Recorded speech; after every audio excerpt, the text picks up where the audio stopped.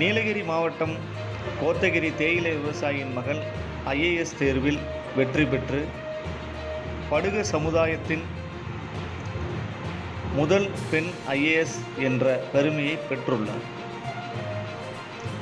நீலகிரி மாவட்டம் கோத்தகிரி அருகே உள்ள கொக்குலா கிராமத்தை சார்ந்த சுந்தரன் சித்ரா தேவி தம்பதியரின் ஒரே மகள்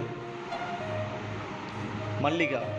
இவர் ஐஏஎஸ் தேர்வில் இந்திய அளவில் 621வது இடம் பிடித்தது தேர்ச்சி பெற்றுள்ளார். இவரது தந்தை தேயிலை விவசாயி, தாய் ஓய்வு பெற்ற கிராம செவிலியர்.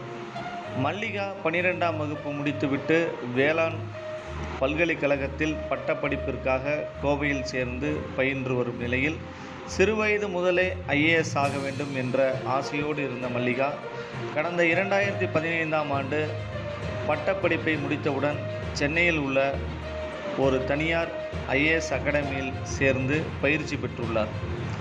3 முறை முயற்சி செய்து தோல்வியடைந்த மல்லிகா 4வது முறையாக இந்திய அளவில் 621வது இடம் பிடித்து தேர்ச்சி பெற்றுள்ளார். இதன் மூலமாக இவர் நீலகிரி மாவட்டத்தில் வாழ்ந்து வரும் படுக சமுதாயத்தின் முதல் பெண் ஐஏஎஸ் அதிகாரி என்ற பெருமையை பெற்றுள்ளார். இவருக்கு பலரும் பாராட்டுகள் தெரிவித்து வருகின்றனர். இது பற்றிய சிறப்பு செய்தி தொகுப்பு கரூர் பூமி யூடியூப் சேனல் வாயிலாக. எனக்கு இனிஷியலாக சிவில் சர்வீஸ் படிக்கணுங்கிற ஆம்பிஷன் எங்கள் காலேஜ் இருக்கும்போது எனக்கு அந்த ஐடியா டெவலப் ஆச்சு. பிகாஸ் எங்கள் காலேஜ் நிறைய சீனியர்ஸ் சிவில் சர்வீஸ் ஆஸ்பிரண்டாக இருக்காங்க. எங்கள் காலேஜ் அட்மினிஸ்ட்ரேஷனும் ரொம்ப ஹெல்ப்ஃபுல்லாக இருந்தாங்க எங்களுக்கு ப்ரிப்பேர் பண்ண வைக்கிறதுக்கு. அதுக்கப்புறம் சென்னை போயிட்டு அங்கே 4 இயர்ஸ் ட்ரைனிங்க்கு அப்புறம் நான் இந்த வருஷம் இந்த அட்டெம்ப்ட்ஸ் நான் கிளியர் பண்ணியிருக்கேன் 621st ரேங்க்ல.